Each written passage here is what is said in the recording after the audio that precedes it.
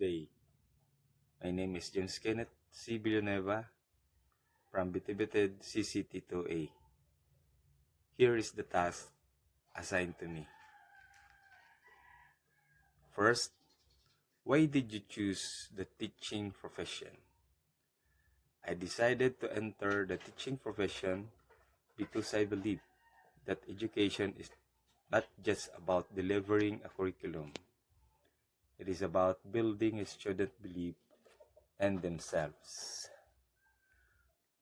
My journey is fueled by a desire to be the kind of educator who sees the undeveloped potential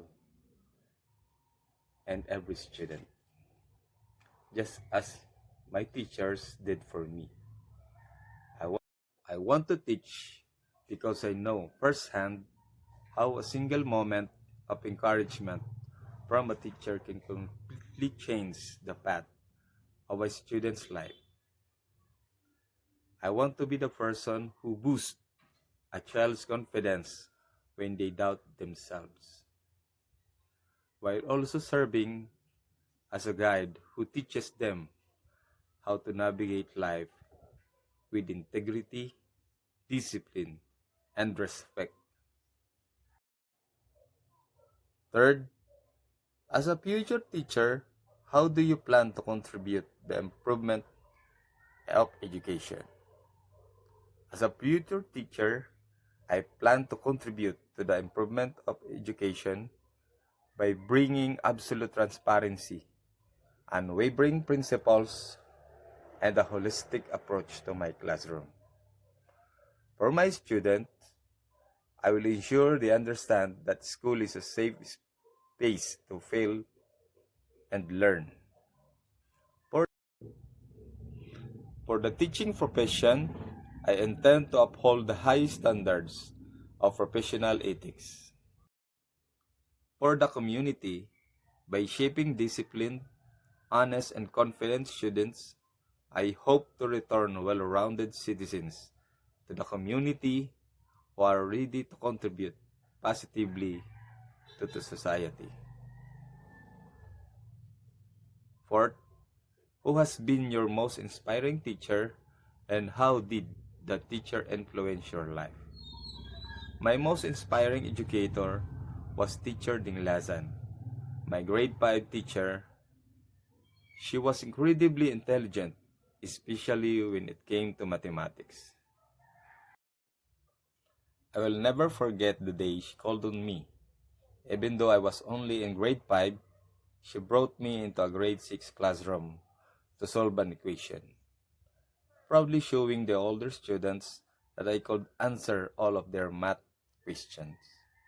In that moment, I felt a rush mixed emotions, overwhelming gratitude, immense pride, and a massive boost in confidence. It made me want to study harder and prove that her faith in me was justified. Yet, Teacher Dinglasan was also strict. I remember a time when she gave me a physical pat on the rear, a palo, because of a mistake we made. While times have changed regarding discipline methods, the lesson behind her strictness stayed with me forever. It woke me up to a vital truth. No matter how smart you are, if you do something wrong, you must be corrected. She taught me that school isn't just about academics. It is about teaching tamang asal, right behavior, and pag-uugali, good character. To this day, I carry those values with me and remain deeply grateful to her. Fifth, think of a teacher whose teaching style or behavior had a negative impact on your learning. What specific or characteristic would you avoid when you become a teacher? While the grades themselves were disappointing, what happened next deeply bothered me. A classmate went to complain about the grade, and the teacher actually changed it. When I asked him why he did that, his response was shocking.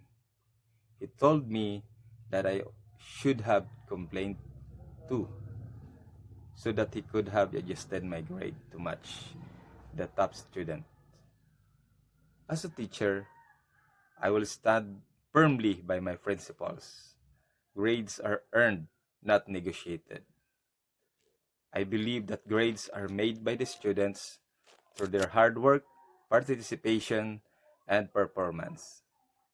The teacher's role is simply to compute those results honestly.